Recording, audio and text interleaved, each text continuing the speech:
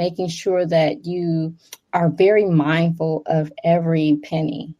And sometimes people are like, oh yeah, every dollar. No, every penny. It's important. It's important because you want to have that mindset. Yeah. Because as you grow in your business, you won't change your mindset. Like when you have $100 a month in your business, and then you start to get $10 million a month in the business, the mindset isn't going to be different. So you want to train, because once your business grows, that each penny counts. So I was just giving an example of if you have a physical products and you have components that you need to buy from vendors, if you purchase it for $1.05 versus $1, that's 5 cents. Seems like nothing, right? Just 5 cents. But if you're buying 100,000 units of that one component, that 5 cents is a lot of money. And so once you train yourself at the very beginning, that understanding that every penny counts, once you grow, that stays with you. So you want to start now. You're listening to the Black to Business Podcast, an educational podcast providing Black entrepreneurs with the tools and resources to start and grow their businesses. We chat with vetted Black entrepreneurs, thought leaders, and business owners as they provide tips and resources to help take your business to the next level. I'm your host,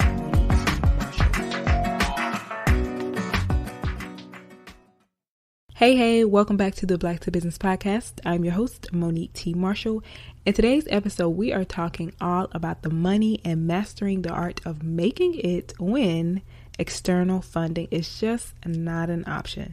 So have you ever felt like you are ready to take your business to the next level, but you keep getting stuck because you don't have the resources or the funding? And trust me, you are not alone. I've totally been there. And I feel like most Black entrepreneurs have faced this challenge at some point. And today, that's why we're diving deep into some solutions with none other than Gina Woods. So Gina is a powerhouse who turned her self-funded ventures into profitable successes. And her story is especially important for us. On this conversation, we're going to explore her journey from starting at ground zero with a natural hair extension business to co-founding the thriving vegan beauty line, Donna's Recipe. Gina's experience is rich with practical strategies for mastering bootstrapping and self-funding your business. And we'll also cover everything from the importance of discipline, because this process does take a lot of discipline, and building a strong support system, to the magic of leveling customer reviews and metrics. You know we love a good review. And we're also going to talk about the secrets to generating some of that early revenue, creative solutions for cash flow management, and the true value of networking and mentorship, even as you juggle the grind with maintaining personal relationships. And what's so beautiful about today's conversation is that these insights are universal. They can be applied no matter what field you are in. So Gina's story, I think, is a testament to the power of resilience, creativity, and the importance of having a positive mindset. So whether you're feeling stuck or you're just looking for some inspiration, I am going to tell you that this episode is exactly for you because it's packed with so much actionable advice. I love that. So without further ado, let's get into it. Gina, welcome to the Black to Business Podcast. A treat to have you on the show, so welcome. Happy to be here, Monique. Thank you for having me. Yes, so I am so excited to have you here, and I'm so excited to discuss our topic today about mastering self-funding, the highs and lows of that. And before we dive in, I just want to talk about your background. So can you tell me a little bit about your journey and how you started in the industry that you're in beauty? Sure. So I started back in 2009. I was a young wife and mom. I was in business to business sales, really making really great money. And it was just an opportunity for me as my young family with my husband and my young child. We were traveling to different places, mainly due to his job. And it was an opportunity to bust through entrepreneurship. And I was like, the time is now, because it's hard for me to keep on a job with traveling for him. So I actually started in the beauty space with natural hair extensions in 2009, and we were based in Chicago at the time. And that was a very unique time because there wasn't a lot of options in the Midwest at the time for hair extensions. So that's where I got my first start with my first business venture, which is still in existence today, Rupee Hair. And so I've just been in it ever since and loving it every step of the way. Love that. And so now let's talk about what inspired you to co-found Donna's Recipe, and what are some of those challenges that you faced in starting in the early days? Yeah, so the thing about entrepreneurship is like I ran track all through college, and I assimilate entrepreneurship is being a hurdler. Like you have a hurdle at every few steps. So it really doesn't matter where you are in your entrepreneur journey, you're going to have hurdles to step over. And it's not that it's not that it goes away, but it's just you become more acclimated to it and ready for it. So going back, I came up with the idea that Donna's Recipe, like Tabitha Brown, she's the co-founder, and Tabitha and I, we knew each other because our boys played basketball together. So we had really great synergy together because I'm more of not to label myself, but more on the side of introvert. And he's a really great extrovert. And I am very business savvy. And so we would just have really great value exchange of like, how do you jump? I was more on the side. How do you jump into this social media world and show up every day? And I was giving value as far as like, Tabitha, you really should start your own business. And so we just really drew to each other in that way.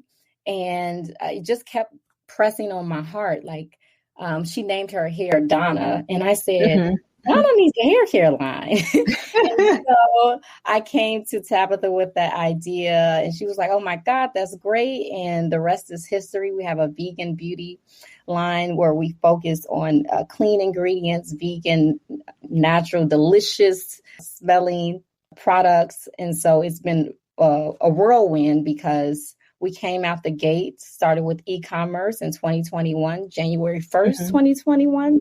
And then we busted through the doors of retail, which is its own beast, right? Yeah. Yes. Towards the end of 2022. And it's just been a phenomenal journey. Like I completely love every challenge of it all. It's odd to say, even though, we get tired as entrepreneurs, you get rest, but you get back to it. So I really do love this journey with Donna's Recipe. That is such a beautiful story, and all the things are right in terms of like the roller coaster of entrepreneurship. And I know somebody listening, so true. Right. And I'm so excited to talk about, speaking of the whirlwind of entrepreneurship, for many people, they are self-funding their businesses. So for you, how has self-funding played a role in your entrepreneurial journey? Yeah, so all of my business ventures have been self-funded. And I really, really love self-funding. I just have an affinity to it just because of, one, the independence, two, the creativity. And I feel that you have to be very creative when you're self-funded, which gets those creative juices going and thus making the business, the brand better when you do the aspect of getting those creative juices going. And not saying that other avenues definitely is a phenomenal way to have funding.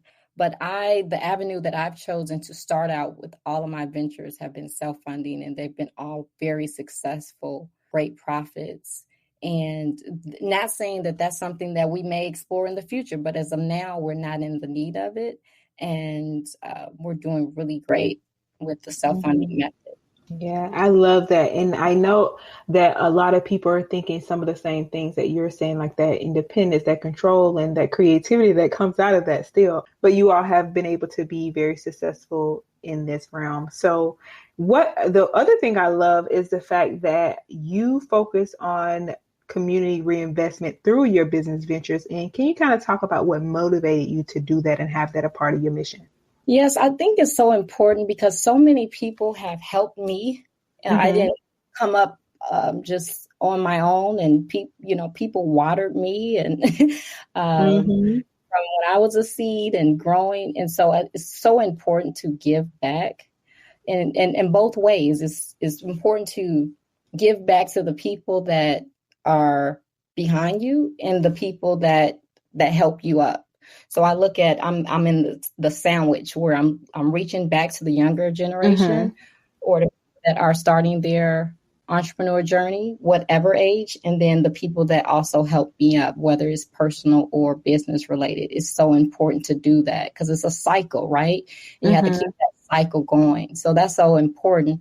But I went to Dartmouth, and like going back to my introvertness, always had different ideas, and as far as helping with the youth, because thinking as a young girl from Gary, Indiana, where I didn't see a lot of entrepreneurship at the time, it was a lot of working class, which all of those people helped me along my entrepreneur journey.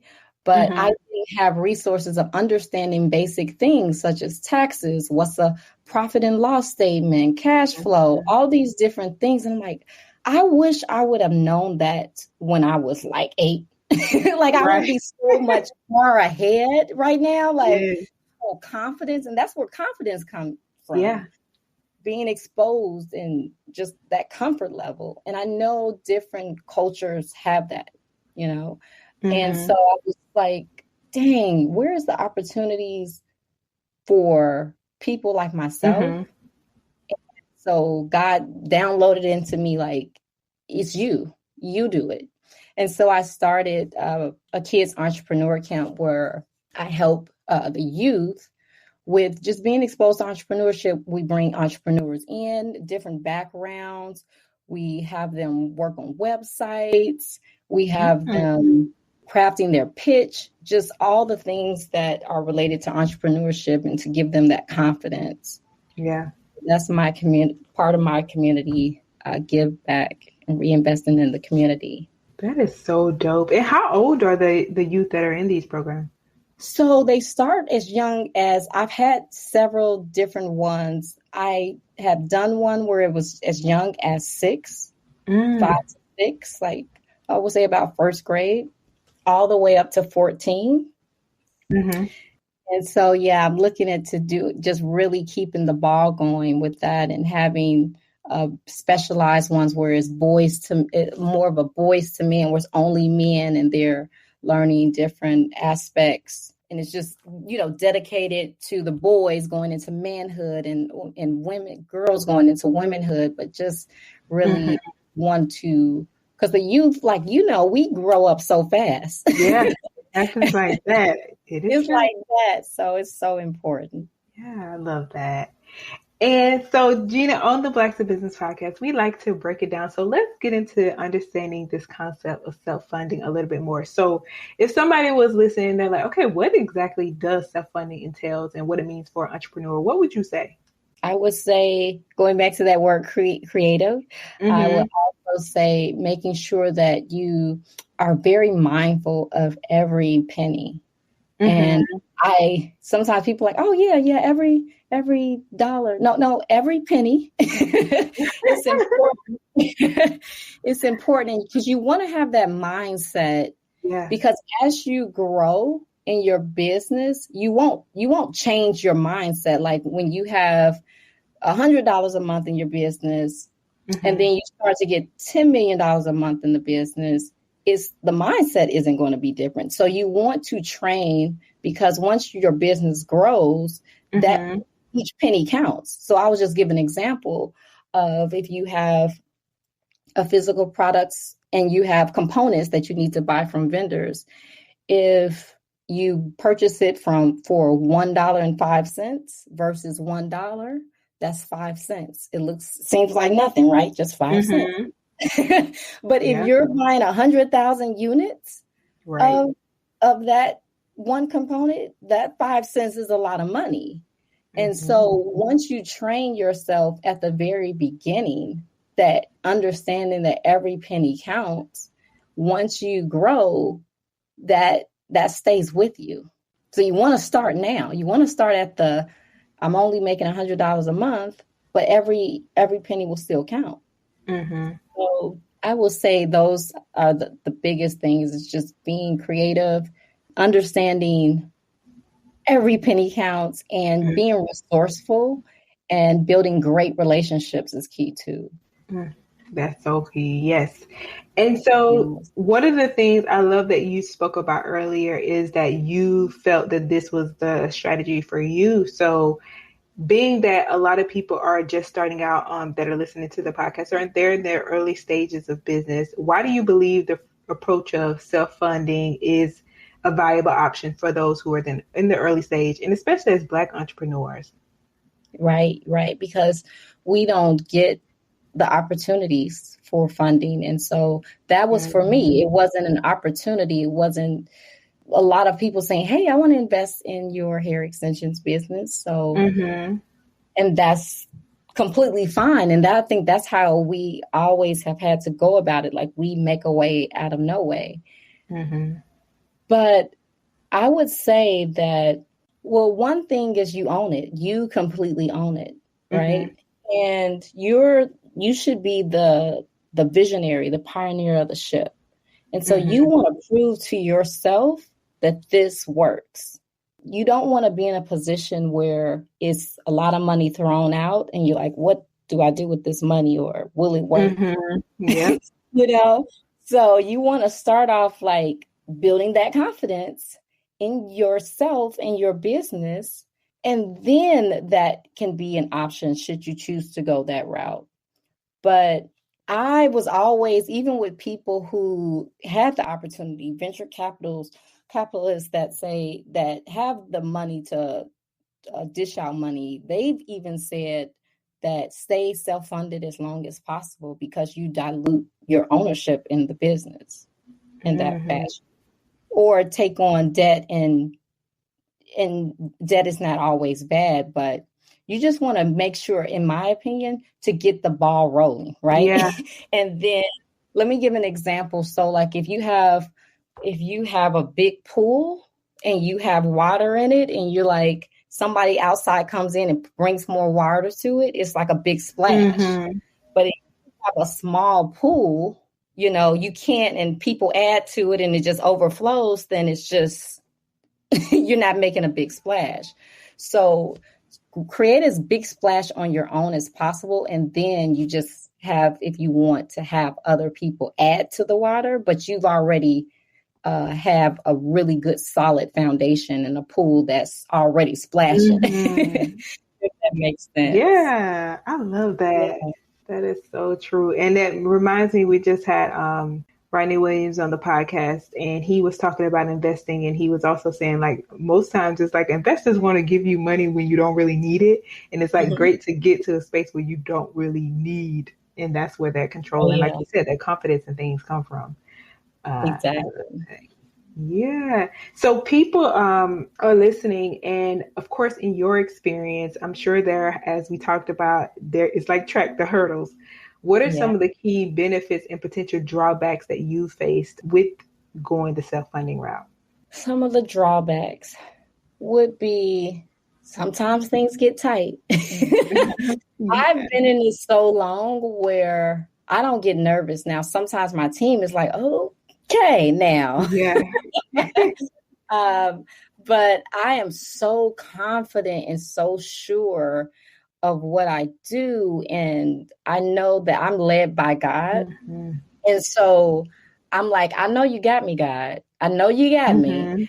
And so when he says to do stuff, I move. When he says don't, I don't.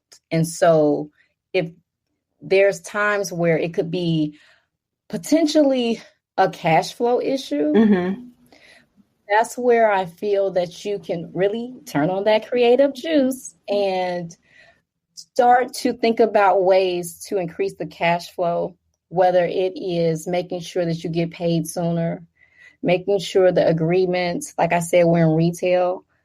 I built really great relationships with the retailers because we're such a lean business and people are people, right? Yeah. So I want to know who I'm doing business with. Like, we don't have to be BFFs. However, I want to know who you are. Like, do you have little kids at home?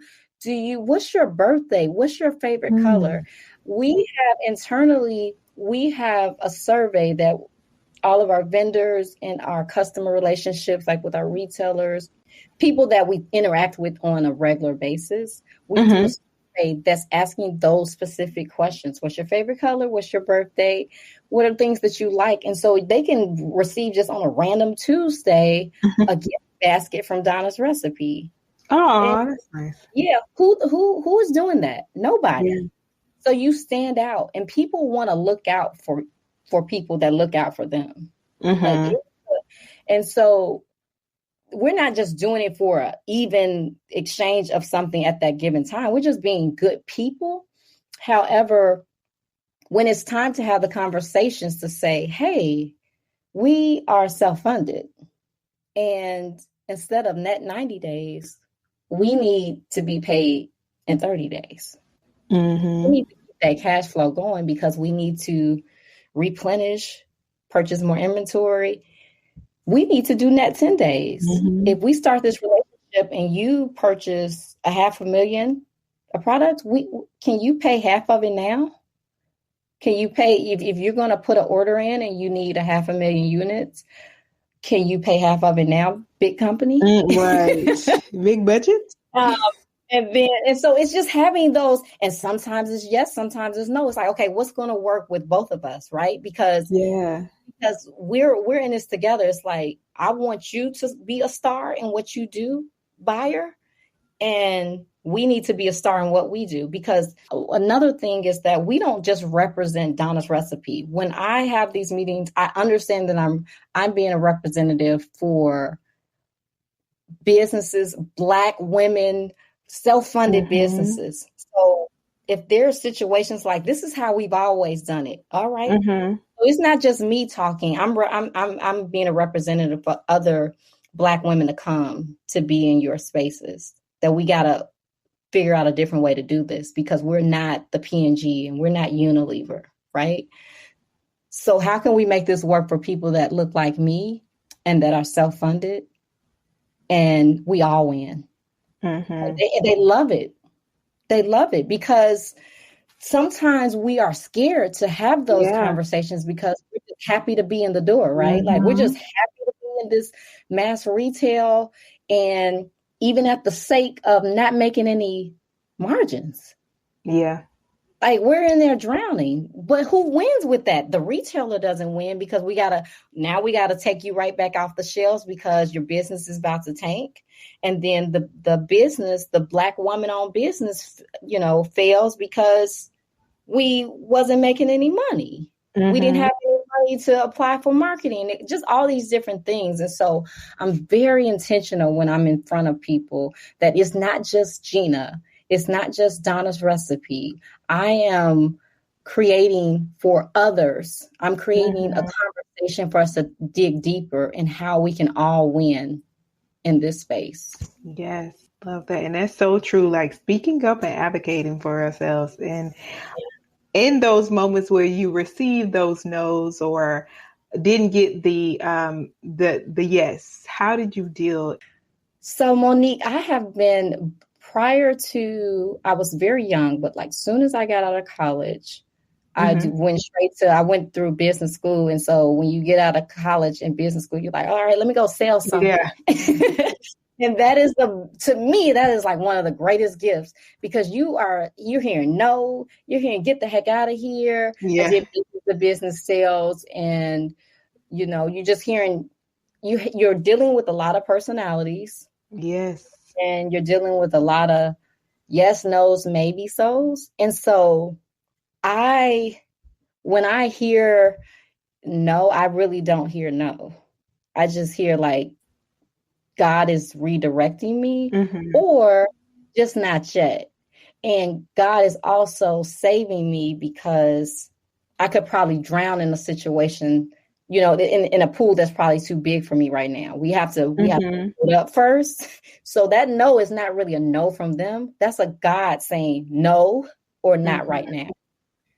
So I'm actually relieved, like, okay, I have so much on my plate that if there's a no, it's like, that's fine. All this stuff, all this opportunity out here. Right. Like, let's keep it moving. So yeah, I'm not fazed by it at all. And that just comes from repetitive of experience. Yeah. And so let's talk about preparing to be in this space and preparing for this journey of self-funding, bootstrapping. So if somebody is listening, they're like, I have this idea and I know I can't wait on someone else to fund it for me. I'm going to go about this on my own. What are some of those first steps that they should take or prepare when they're considering going this route? Really great question. First thing I would say is get a mentor in the area that you want to go in. If it's service-based, consumer product goods, if you're whoever is your like rock star, like this is the epitome, or even similar, if that makes sense. Because I have mentors that's like, I don't do consumer product goods, but they're great. They help me with different aspects. But you at least want one that's in the space that you want to be in, like that they're your North Star. A mentor will take you places, like they will help you skip years off your life. Because, and I say to people that I mentor, I'm like, you don't have to make that mistake because I've already made it for you. And I would say that would be the number one thing is do not go at it alone. So many times we go at it alone, or we have friends that aren't in the space and we complain to them. And you're just feeding more of that negativity. Like this, I'm frustrated because I can't get this. I don't have enough money for this. And then that just keeps compounding. Like, okay, not enough money, more not have enough money. Here we go. And so you want to get a mentor, because a successful mentor is not going to have time to sit around and complain with you because they're successful. Right. You want them to be your mentor for a reason. They're not your therapist. They are someone who is going to help elevate your business. And they're not going to waste time with you. Why? Because they're successful. Right. So if I give you a game plan, Monique can say, okay, we'll follow up in 4 weeks. And we come and talk in 4 weeks. And I'm like, okay, did you do X, Y, Z? Oh, no, because the problem is I forgot. And then this happened. Okay. So maybe a good mentor will give you another opportunity. Okay. So instead of doing X, Y, Z, I just want you to do X. Let's follow up in 2 weeks. And in 2 weeks, and you say, oh, yeah, I couldn't because the money's still funny. A good mentor, okay, you're not, because we don't have the time. Yeah. You get what I'm saying? So when you get with someone like that, that's serious, you're either going to ride with them and you're going to be forced to be successful, or you're going to fall off and you're just not ready to start a business. So that's what I would say is number one, I find a mentor. It can be it can be multiple ways. It could be a value exchange where you're saying, hey, I noticed that you're really successful in this area, but you aren't keeping up with your social media. Can I manage your social media page? And I've actually did 4 posts right here that I want to share with you. Who else, Monique, who else is doing that? Right. No one. That's going to catch someone's attention right then and there. No one is like, I voluntarily are going to give you this. And I would like just once a month to get on your calendar for 30 minutes. Wow. Even if they don't need the social media, you've already above all the mediocrity in just gesture. So it's 1, the value exchange, or 2, just pay them for their time. Yes, power of networking. And I love one of the things you said, like, maybe you're not ready. So speaking of being ready, that is real advice for those who are looking, okay, I'm going this route. How can they assess if they are financially ready to fund their business? Well, I would say it does depend on the industry that you go in. But when I first started, I am such a radical that I'm like, I don't need any money. I don't need a $1 because money is just, when you get to this level, money is just paper. Just pretend like money is tissue paper or leaves on the tree. Let's say leaves on the tree. It's everywhere. Money is everywhere. I don't need it in my hand, right? Like I can just reach up and give me some whenever I want, or I don't need to have the money. I just need to know people with money, or I don't need to have the money. I just need to offer a value, because all money is value exchange, right? It's only value exchange. So if we can get rid of this idea of money and I don't have enough, like when everything is inflation, we have more than enough money. We don't need it in our hand. And I think that once we remove this idea of not enough, because it's more than enough, it's overflowing, is what they say right now in our economic time, too much, then you're good. You just need the mindset to say, I'm doing this. And you just be surprised what happens. When I started Rupee Hair 2009, I still call myself a little girl. I was little, and people kind of look like, how old are you? I was always like, what are you doing? And I started with a credit card at the time. And sometimes people are like, credit card shaking. But I started with a credit card. It was a 24-month, 0% interest. And I thought that it went away, but I actually receive it all the time, where it's still like 0% interest, 15 months, 21 months, 24 months. I'm really good with the idea of, if I take something and I owe it back, I pay what I owe. Right. So if that's if credit cards scare you, then you need to do some work around that before. I'm just saying one of many ways.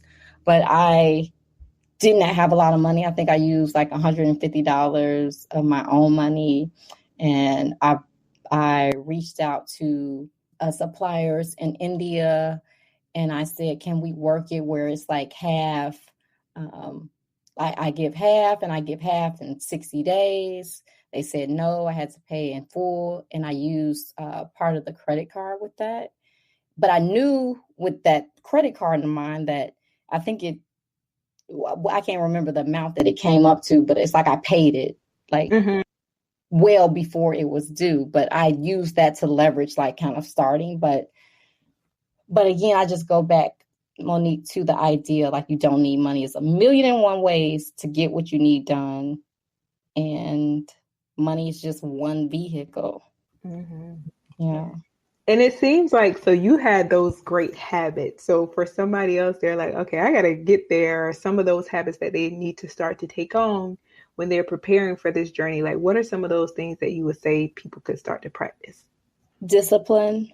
I would start, one of the biggest things that has a stronghold on us in America is food.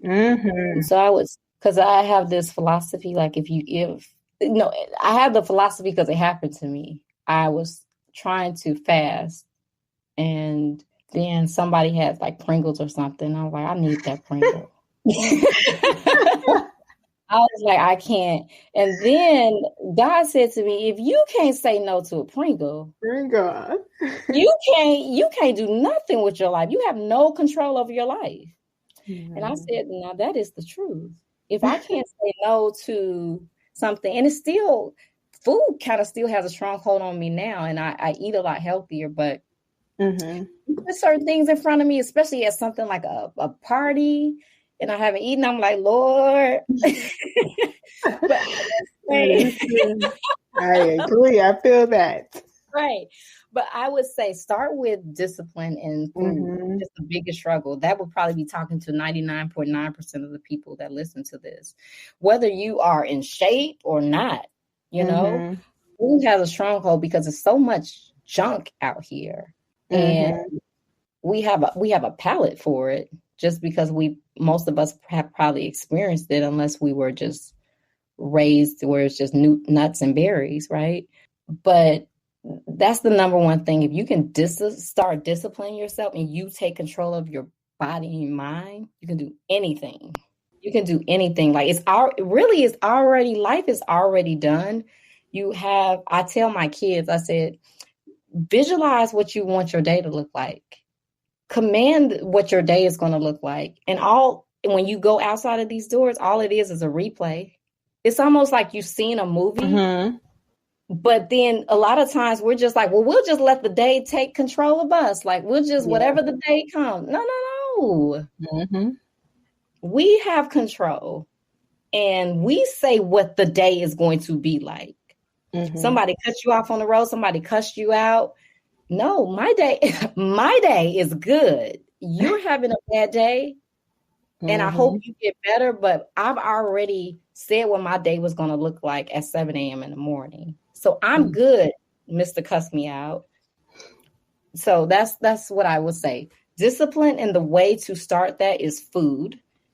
Mm-hmm. And I would say take it day by day, and then you can start increasing. You can just say, today, I am only going to eat fruits and vegetables just today.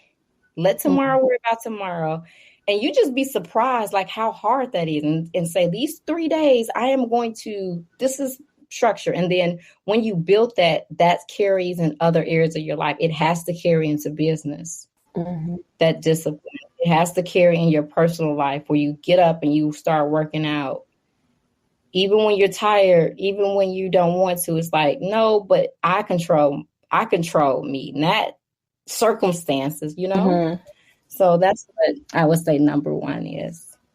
Yeah, that's solid advice, because I think oftentimes even we don't tell ourselves no, or we're like, okay, because I want that thing, I have to have it. And it's like, no, having that discipline to say no, because it will help you be more healthier, or all the things. And like you said, spill over to other areas in your life. Oh, yes, definitely. Mm-hmm. And so I want to get into some of the strategies. So we talked about how you're self-funding. And one of the things you mentioned is like, for your first business, it was like the 150 and you were able to pay it back. And I want to talk about the role of generating revenue and why it's so crucial for those who are on this bootstrap self-funded journey to focus on generating that revenue early on. So why would you say this is crucial? I don't think you have any choice if you're going self-funded, right? Yeah. Like I said, that is the cash is one way, but cash is king as far as like within the business. But if you don't generate the money as quickly as possible, again, there's so many different ways that, if you're accumulating customers, that has value. Customers has value. Repeat customers. So it's like you're generating the revenue, but I think that in the beginning, profits matter, but not as much, depending on which angle you're going. But let me give an example. So I have another business venture. It's like a women's undergarment, and I was so fascinated with Amazon. And my hair extensions, like the average price point is someone would spend like about $250. So I was like, I can't have that venture be on Amazon, because Amazon is like an impulse buy. Like, oh, I like it. Like, buy now. Yeah. So the sweet spot, I did research, and the sweet spot was about $25 to maybe $35 where people don't think about it. Like, yep, buy now, right? And so I started a whole new venture where it was women's undergarments, and my quote unquote leader was reviews. Like, that was my currency. I didn't care about, it was making sales, but my number one thing is I want reviews. I don't care if I like discount it where it's 1 cent.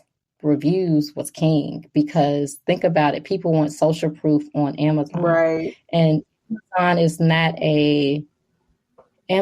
is more, it's less averse. Like, you don't care about the brand as much on Amazon. Like, if you want to buy a sweatshirt, you're not like, wait, is this Louis Vuitton or is this Gucci? That's not Amazon is not that platform. You're just like, I just want a cute sweatshirt, or I want a sink, and I'm not caring as much as Kohler or the different high name brands, if that makes sense. So what rises to the top, right? What rises to the top and what you see the most is the reviews that catches your eye the most. Like, how many reviews this has? Oh, this has 500. Oh, this has 1,000. Wait, this has 13,000. That's the number one key that people look at. So it just depends on the strategy of your business, what platform that you're launching on. Like, again, with that business, I started with Amazon. So it was important for me to, obviously the money itself was important, but more that I got, the most important at that beginning stages was the reviews, because the more reviews I got, it correlated to the sales. You know what I'm saying? So sometimes we kind of put what's that phrase? You put the horse before the cart, or the cart. Yeah. Yes. And you need to like be very strategic. Sometimes people are like, yeah, let me just go ahead and get sales. But should that be like the number one goal? And that in that scenario of that business, the number one goal starting out was the reviews, and the sales will come. Money always chases. Yeah. Like, that's the thing. You don't have to chase money. It will always chase success. And I knew that to be successful on the platform of Amazon, especially at that time, because I started in 2015, is reviews. It's so many other things with Amazon now, but one of the things still is king is the reviews. And then what happens? Then the money comes. So I don't want to just say like sales is like number one. Yeah. Because it just depends on so many different factors. And that's why I gave the analogy of Amazon. Number one for me was reviews. Yeah. And I definitely am a person that's the first thing I'm going to do is look at a review. I'm not, if it doesn't have any reviews, I likely won't be the first one. Right. We are not trying to be guinea pigs. And I'm not trying to be nobody's guinea pig and pay for it. So that's what you see first. And even if something is $10 more than another item, I'm going to go ahead with the one that has like 1,000 reviews. I'm going to buy that $35 one over the $20 one that has 3 reviews. I'm not messing with that 3 review. So let me go ahead and buy this $35 thing that potentially could be the same thing, Yeah. That's definitely true. And Gina, I'm so glad that you talked about that, because for so many people, especially if you're in this journey of like funding your business, sometimes you can model the personal finances with your business, what your business needs, or you might say, okay, I can hold off on this. So how, when you get to this stage where you are generating revenue and things are needing to be done in your personal life, how can entrepreneurs balance their personal financial needs with their business requirements? Your business is your business. Whatever your startup funds is, if I say, hey, my startup funds is 150, that's what the business has. If my startup funds is 1,000, 10,000, it has to be its own thing. I have never reinvested back into like my business for my personal once it started. It's like my personal is my personal. My business is my business. And you want to operate that also for the IRS too. You don't want to blur those lines. But it's so many things that before starting a business that you would pay for your personal, now that can be applied to your business, right? So like when you buy your laptop, doing business on my laptop. So the business finances that. Different things, like if I have a car for business, there's so many different things that you can like have. You want to just make sure it's its own entity. And I've always operated that way, just because one, I'm not trying to mess with the IRS, but then with blurring the two lines, but then also it's just so that way it can be its own baby growing, and you can just be able to see what's going on with business versus like the personal and bring some money over here and then bring some money over. No, stop. And then pay yourself, like on your statements, there should be a line item of what your value is. Even if you defer it, even if you like, I'm not going to pay myself right now, you as an operator of your business has a value. So like, say something happens to you, who would come in and do your same job that doesn't own your business? Like, how much does that cost? You know what I'm saying? Mm-hmm. So I think that's also important in that way, that your business takes care of your personal, because you're paying yourself. And I know in the beginning, sometimes that's hard to do, but you better put that on that line item that definitely, Gina should be getting such and such. And Gina is not getting it right now because this is Gina's first month of business, but this is the value of Gina doing this business. Mm-hmm. And by X amount of time, Gina start getting this, so Gina can pay back into her family, like her personal. Yeah. And how did you maintain that strict budget in the beginning of your journey?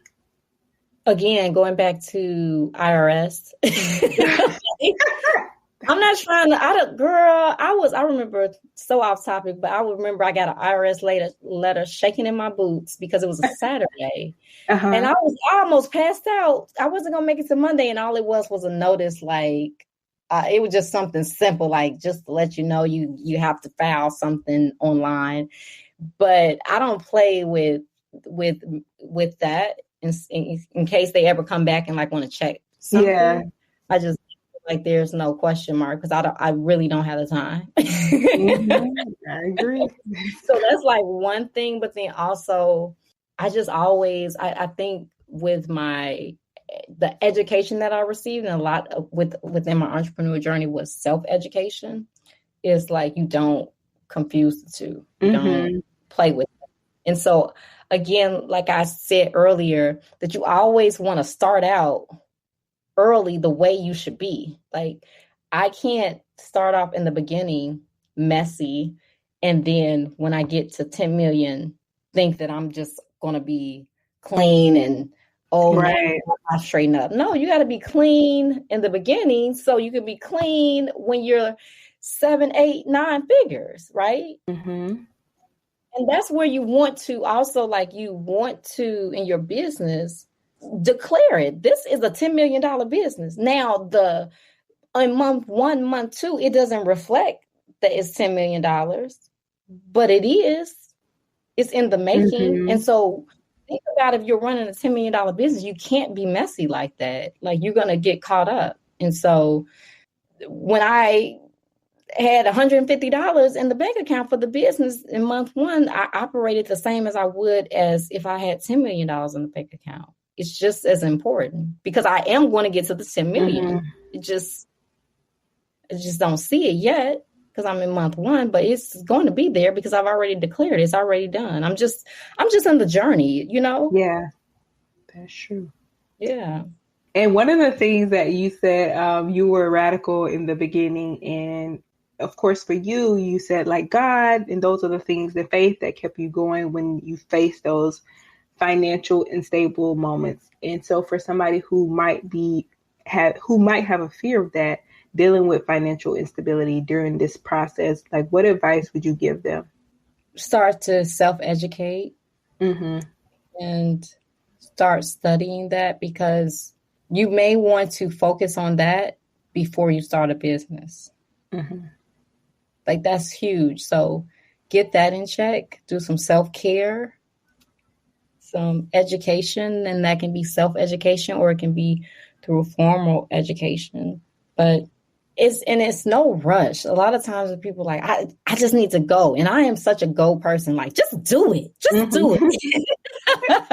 Like, I'm the type of person like push you in the pool, like in the deep end. Like, you got this. Yeah, I told you can swim.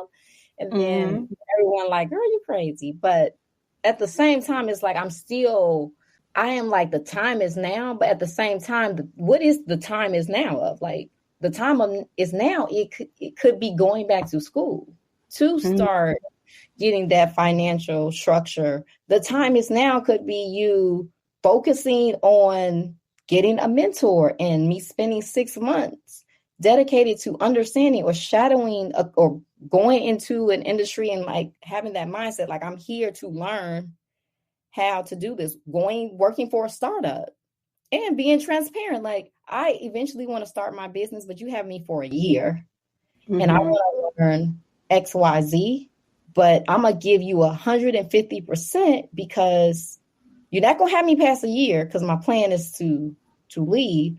But for this year, I'm about to do it if I can shadow you. You get what I'm saying?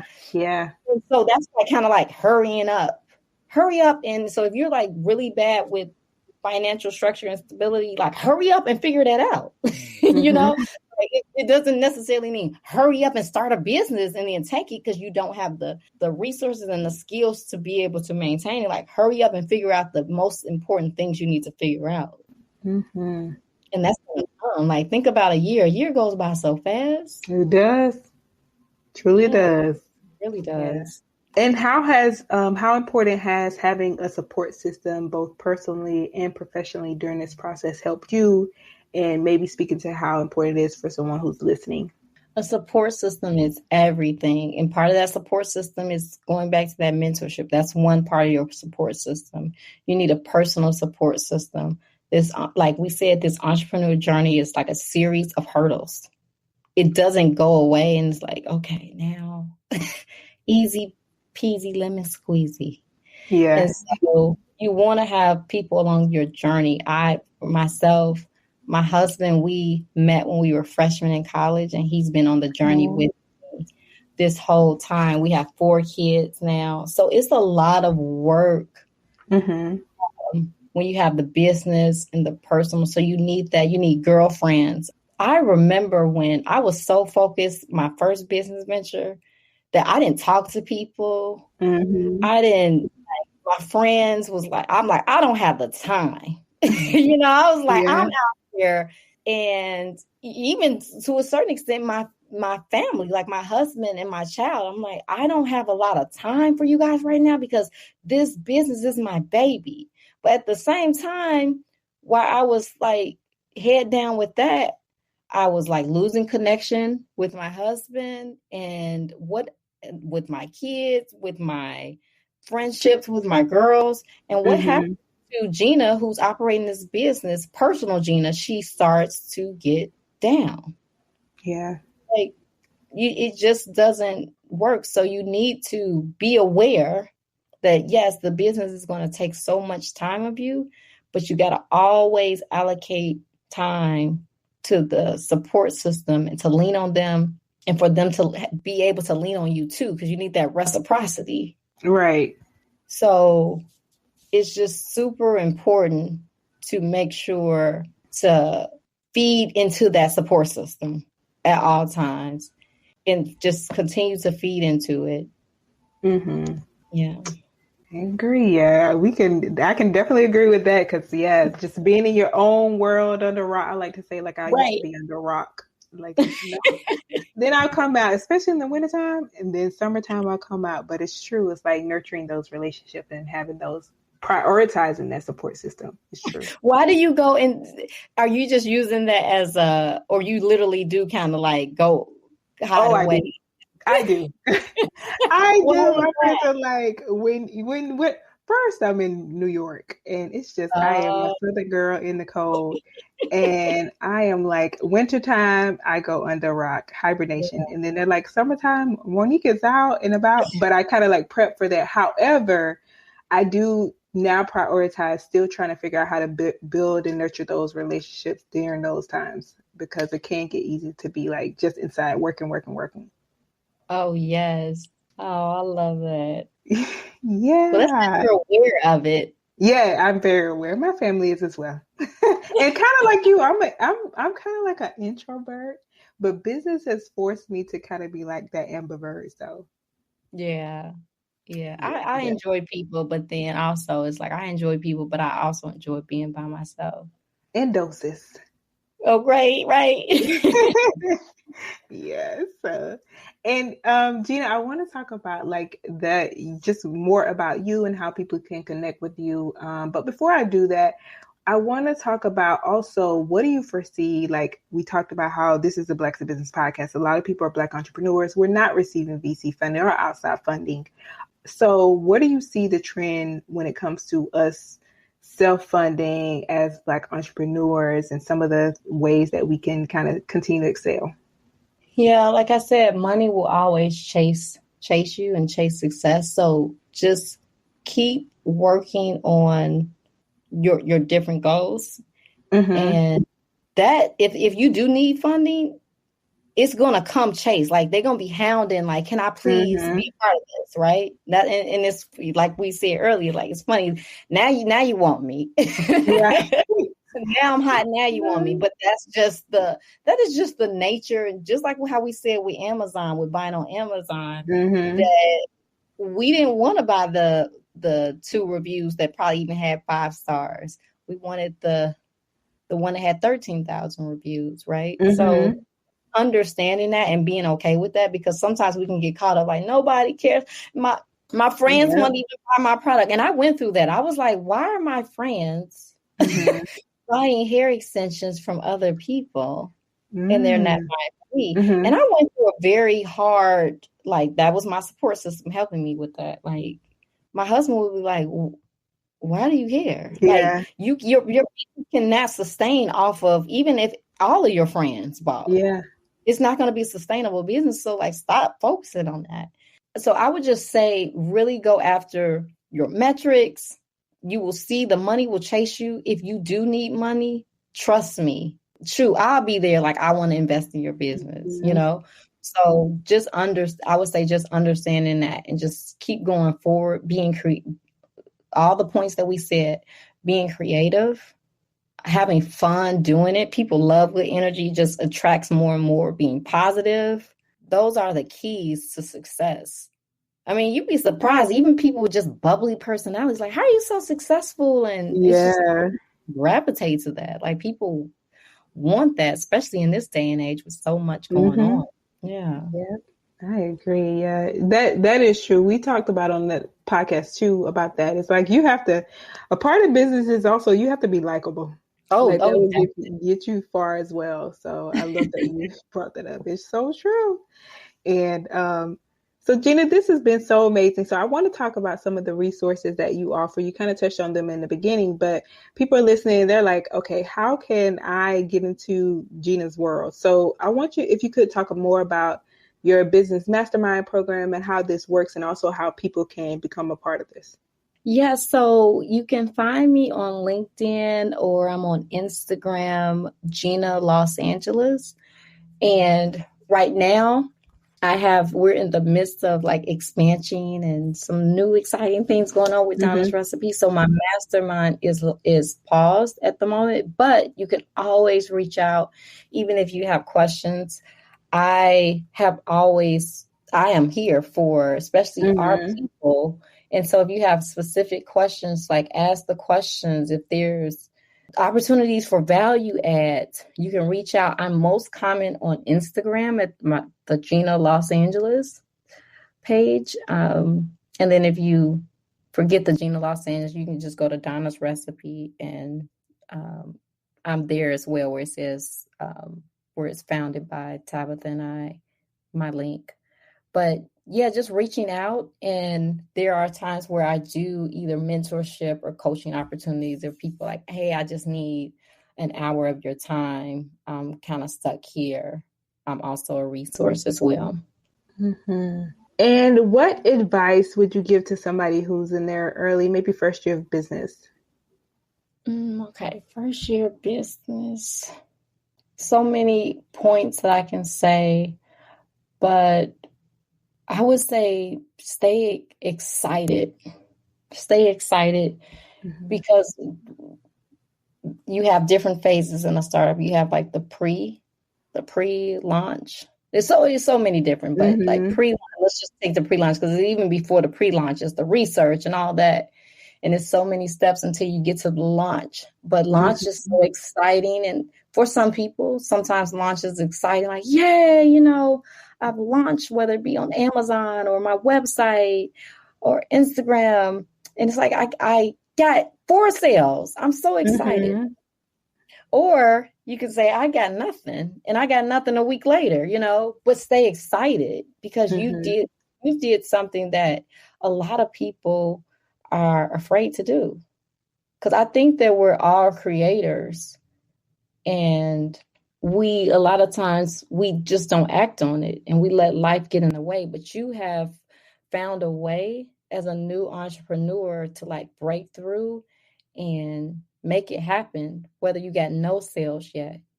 Now, at the end of the day, you need to start getting some feedback like, hey, why aren't people buying? Is it my price point? Is it the material? Is it, so you need to be getting out in these streets, like understanding what's going on, whether it's good or bad, whether people like buying like crazy or people are not buying at all. You want to get out in these streets.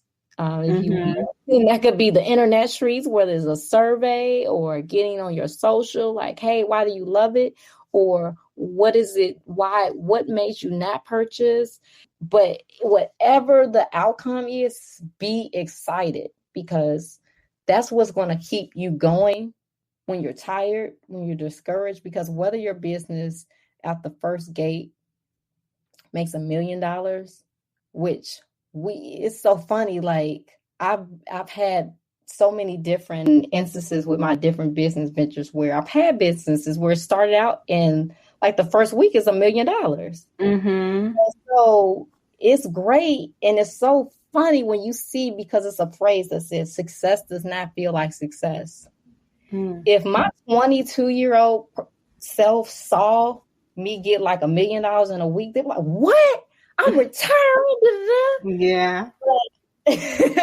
But getting $1 million in the first week, and then you thinking about, oh, shoot, we got to go back into production. Oh, my, the ingredients take 8 to 10 weeks. Oh, my, the components need to be shipped from China, and that's going to take 12 weeks. Oh, my, they're on Chinese New Year. Oh, my, such seems like they're stealing from my company. Oh, my, such and such needs to take a vacation. Like, oh, my kid just fell on something, and I got to take him to the emergency. You know what I'm saying? It's so many things that happen. And so even the person that's looking like, you got it all good, you made $1 million in 2 days. Like, it's not that, it's still work, but you have to be happy in it. And you have to be happy when you just launched on launch day and no sales came in. I did it. I'm on Amazon. Do you know how like much of a process that takes, that you've done something that's like, you need to have a graduation ceremony almost like every week. Yeah. Because you're doing things that a lot of people are either afraid to do, say they can't do, won't do. Yeah. So I'll just summon in that. Just stay excited and happy, feel blessed. And it's just contagious. It just keeps attracting to you. Like, I don't know if you, for the listeners, everyone's seen Naomi Osaka did a tennis tournament against Serena Williams, and I was rooting for Serena. And she was frustrated because she was losing. And then she was like, that face, like, oh, I'm so frustrated. And then all of a sudden she smiled, and it was awkward. Like, you're losing and you smile, but it was something that she was trying to do. Like, wait, smile. And she smiled. And I said, oh, Lord, Serena's going to lose this thing. And my husband's like, why you say that? She's losing. I said, no, Serena's going to lose. Because when you change that energy, it just keeps more and more, just keeps attracting. So like on your worst days, just smile and be happy. Like, wow, I'm really doing it. And more and more that keeps coming to you. And did Serena lose? She lost. Oh, look at that. I mean, we root for both, but I know, and I cried too. I was like, big Serena fan. Yes. That's so powerful. And I think it's a beautiful reminder of why people, just remembering why you started, and that why. Yeah, it's true. Yeah. And any favorite tools or resources that you've used that have really helped you, maybe some books, resources in your entrepreneurial journey? I would go all the way back to the first book that I read that really changed my mindset. It was by Robert Kiyosaki, Rich Dad, Poor Dad. It's a very common book. It's an easy read. I even had my son reading when he was like 7. But it was one of those pivotal books I'm like, oh yeah, everybody would have read that because it's such a bestseller and it's an old book now. So I was like, oh yeah, everybody read that. But then people are like, no, I haven't read it. I'm like, oh. So I would say that is a book, a must book read. It is very practical and easy read. Like a 7-year-old can read it and understand, and it really can help change your mind of like how you view life. Yeah. Definitely gotta put that one. Have you read that book? Yeah, I have it. I have that one in who's the other version? But yes, I have read that book, and it is true. It's so practical, and it's like put things in perspective. Yeah. I love a good read. And my final question is, what does it mean to you to be Black in business? Oh, great question. It means so much because I actually I just think about the shoulders that we're standing on, even my own mom. And there were certain things that she felt like she was denied from, where it was a time when she wanted to go into full entrepreneurship, and it was like, just be realistic. Like, you're a Black woman, like, just stop. And she wanted to, but didn't. And I feel like I am an example to her and her mother and just our ancestors that were oppressed to living their wildest dreams. And so I just want really high shoulders for my daughter, my Black daughter and my Black sons to step on and just really be, as Paul Mooney says, as confident as a 21-year-old white man. That's true. That is beautiful. I always that's my favorite question. Well, one of my favorite. I love asking questions. Yeah, I love that question. It's a great question. Gina, this has been a beautiful conversation, and also thank you for being an example of what it looks like, what success in this route looks like, and just pouring into my audience. Thank you so much, and we appreciate the work that you are doing. Oh, thank you so much, Monique, and really proud of you. This is God work that you're doing. Thank you. Taking it in. Thank you so much. Okay, so I think my biggest takeaway from this conversation, there were so many takeaways, but I think my biggest one was not just that every dollar counts, but every penny counts. Seriously, knowing your money is key. It was such an incredible conversation, and I had such a blast chatting with Gina because she shared her journey and just her wealth of knowledge on mastering this self-funding and staying disciplined throughout the process, and the importance of both personal and professional relationships. And her story of really starting with minimal resources, I think that was really great because so many people can relate to that, and really leveraging creativity and that grit is truly inspiring. So I hope that you found her tips just as valuable as I did. And I want to thank you so much for tuning into this episode and being a part of the Black to Business family. Your support genuinely means the world to us, and it really drives us to bring you the best content possible. So if you want to dive deeper into the resources that Gina mentioned, or just learn a little bit more about her journey, head over to blacktobusiness.com/207. And also make sure you tune in next week for another episode. But until then, keep building, keep pushing the culture forward, and I will chat with you later.